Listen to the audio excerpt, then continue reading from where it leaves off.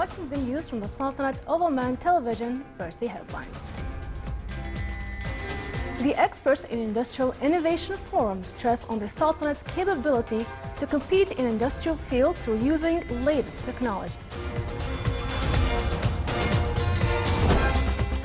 The Khazan oil field project is expected to start pumping around 1 billion cubic feet of gas by the end of 2017.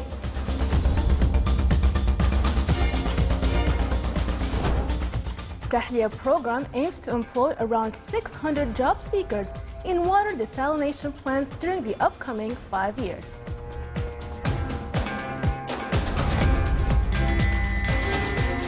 And around 10,000 small and medium enterprises are active within the 30,000 enterprises in various economic sectors of the Sultanate.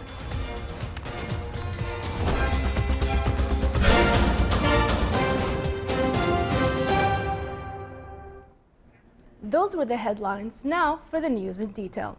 A forum on industrial innovation was held in the Governorate of Muscat with the aim to support the goals of the 9 5-year plan and the national program to enhance economic diversification 10 feet. The experts participating in the forum stressed that the Sultanate is capable of competing in the industrial field on the international level through using the latest technologies. During the forum, it was pointed out that the commercial activities related to industrial sector are in advanced stages in terms of employment of Omanis. It is worth mentioning that the transitional industries by the end of 2015 contributed by 5.3 billion Omani riyals in the gross domestic product. The Middle East Desalination Research Center, MEDRC, launched Tahliya program with the aim to employ around 450 operators and 160 supervisors from the Omani youth job seekers during the upcoming 5 years. The program will include on-site training at the MDRC training plant, so as the participants will learn all about reverse osmosis desalination. It is worth mentioning that the Sultanate put up a plan to establish 10 new water desalination plants during the upcoming 7 years, and Tahliya program will contribute in providing qualified Omani cadres to work in those plants. The Khazan field project is expected to start pumping around 1 billion cubic feet of gas in its first phase by the end of 2017, and the second phase will start by the year 2020. This came in a statement to Oman Radio and Television by engineer Yusuf bin Mohammed Al Ajili, chairman of BP Oman Company. Members of the Municipal Council in the Governorate of Muscat revealed in their second meeting that fish and vegetables market will be opened in the Wilaya of Matrah by the end of the first quarter of this year. The market, whose establishment cost is more than 5 billion Omani riyals, will include 122 platforms for fishmongers and 52 platforms for vegetables and fruits. The market will include areas for restaurants and coffees, car parkings, and other facilities. During the meeting, visual presentation about the market and its facilities was given. The market will be held supporting the economy and tourism in the Sultanate. According to the latest statistics issued by Public Authority for Small and Medium Enterprise Development, more than 10,000 small and medium enterprises are active within more than 30,000 enterprises in various economic sectors in the Sultanate. The government, in cooperation with the private sector, devotes serious efforts to continue supporting this sector and strengthening its role in the national economy in order to enable it to provide job opportunities for the Omani youth. As Zubair Small Enterprises Center has played a great role in supporting small and medium enterprises sector. The center has initiated a national program named Program of Direct Support to financially support owners, small and medium projects and provide consultation to them. The center as well provides training and awareness programs to help SME owners promote their products.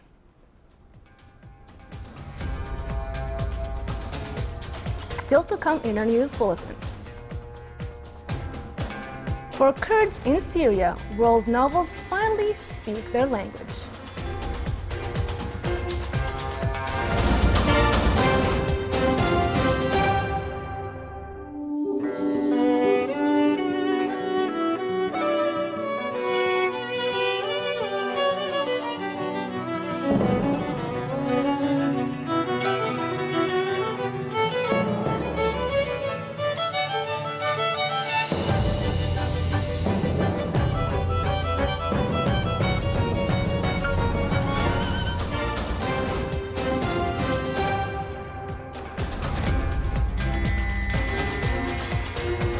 Welcome back to the news from the Sultanate of Oman Television. The Sultanate's achievement in the field of human rights and ways of developing them topped discussions at the meeting held between His Excellency Yusuf bin Alawi bin Abdullah, Minister responsible for Foreign Affairs, and His Highness Prince Zaid bin Raad, head of the Office of the UN High Commission for Human Rights. During the meeting, enhancing the tolerance concept was reviewed. The Sultanate's role and its supporting participation to enhance human rights in various fields topped discussions at the meeting held between His Excellency Sheikh Abdul Malik bin Abdullah Al Khalili, Minister of Justice, with His Highness Prince Zaid bin Raad, head of the Office of the UN High Commission for Human Rights. During the meeting, they discussed aspects of joint cooperation between the two sides. His Excellency Sheikh Mohammed bin Saeed Al Kalbani, Minister of Social Development, confirmed the importance of the efforts given by the Human Rights High Commission to present its experiences to ensure the implementation of the international measurements of human rights. It came while His Excellency, the Minister of Social Development, received today His Highness Prince Zaid bin Raad, head of the Office of the UN High Commission for Human Rights. During the meeting, topics related to Omani women, services provided to the disabled, and enhancing human rights programs in the Sultanate were discussed. His Highness Prince Zaid bin Raad, head of the Office of the UN High Commission for Human Rights, visited the Omani Human Rights Commission. During the visit, the guest got acquainted with issues of common concern and was briefed about the Commission's responsibilities in the field of human rights in the Sultanate. He also listened to the mechanisms of receiving complaints from various authorities. His Excellency Sayyid Badr bin Saud bin Harib Al Busaidi, Minister responsible for Defense Affairs, visited this morning Adam Air Base in the Wilaya of Adam in the Governorate of Dakhiliya. At the beginning of the visit, His Excellency Sayyid Badr and the attendees were briefed about the stages of the establishments of Adam Air Base, according to construction works accompanying setting up this vital premises, as per the implementation phases and companies executing them. Then His Excellency, the Minister, and the attendees toured the facilities of the base and looked at its equipment and systems. They listened to an explanation of those in charge of the construction works, which will be completed at the upcoming months. At the end of the visit, His Excellency the Minister expressed his thanks and appreciation for the efforts exerted to complete buildings and facilities of the airbase in accordance with the plans set in this regard, meant to achieve the national objectives for which it has been built within the framework of the modernization process witnessed by the Sultan's armed forces under the royal care of His Majesty Sultan Qaboos, Supreme Commander of the Armed Forces. His Excellency Sayyid Badr bin Hamid Al Busaidi, Secretary General of the Ministry of Foreign Affairs, stressed that the diplomatic movement witnessed in Muscat during this period is considered an expansion of the Sultanate's efforts to support dialogue, in addition to bringing points of views closer in various international and regional issues, as well as to contribute in enhancing human rights. He added that the vision of the Sultanate is to achieve peace, stability, and cooperation among all the nations. Developing and enhancing institutions of state administrative apparatus were at the center of discussions of His Excellency Sheikh Khalid bin Omar Al Marhoun, Minister of Civil Service, when he received Lord Francis Maud, member of British House of Lords and the former Minister of Commerce and Investment in the United Kingdom. During the meeting, they reviewed a group of prevailing successful administrative practices and systems, in addition to a number of statistics related to civil service sector in the Sultanate and the United Kingdom. The meeting also discussed strengthening existing cooperation between the two countries, including human resources development and improving governmental competencies in all fields.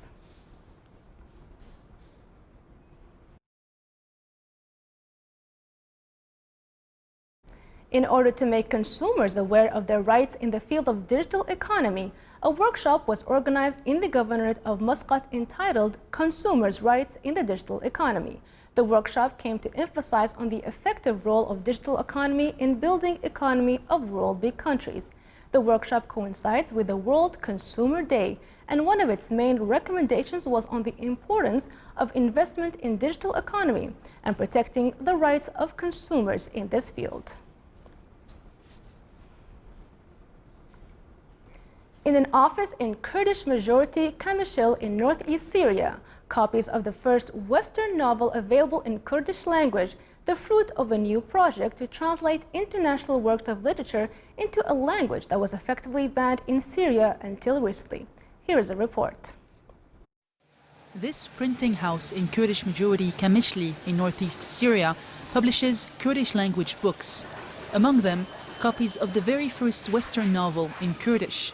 It's the fruit of a non-profit initiative launched 2 months ago to translate international works of literature into a language effectively banned in Syria until recently. The novel, Snow, by French writer Maxence Fermin, has already gone on sale for just over $1 a copy.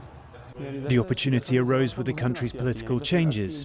I remember very well being jailed for 3 months in Damascus and almost expelled from university because I was carrying a book in Kurdish.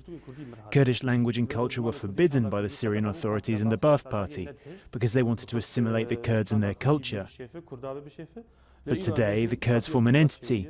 They have their region, they have power, they have lands and rights.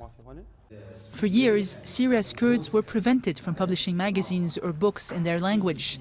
It was one of several constraints placed on Kurds before the start of the Syrian conflict in 2011, including depriving them of Syrian nationality. But in July 2012, strained regime troops withdrew from Kurdish-majority areas in the northeast. Malfa Ali, one of the project's founders, is also compiling traditional Kurdish folk tales and songs to put them into print. First, we're going to gather all the stories that were told in this region and put together all the folk songs.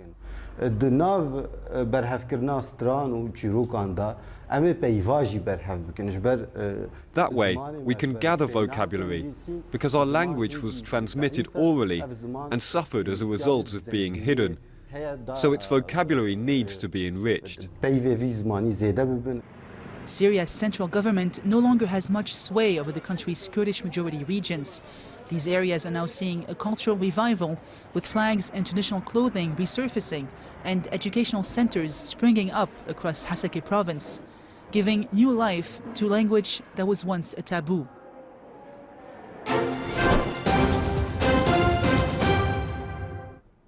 Now for the general weather forecast around the Sultanate.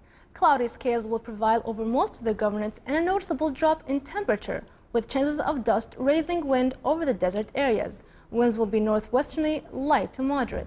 Seas will be slight with a maximum wave height of 1.25 meters.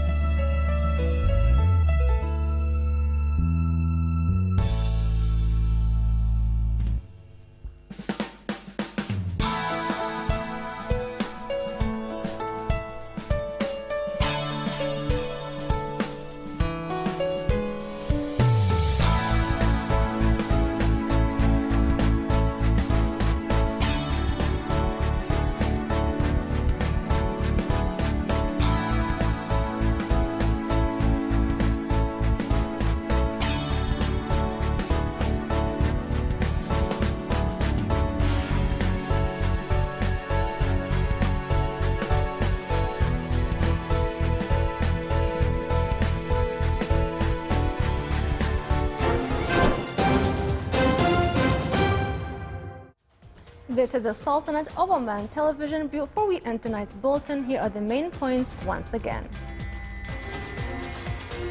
The experts in Industrial Innovation Forum stress on the Sultanate's capability to compete in industrial field through using latest technology. The Khazan oil field project is expected to start pumping around 1 billion cubic feet of gas by the end of 2017. Tahliya program aims to employ around 600 job seekers in water desalination plants during the upcoming 5 years. And around 10,000 small and medium enterprises are active within the 30,000 enterprises in various economic sectors of the Sultanate.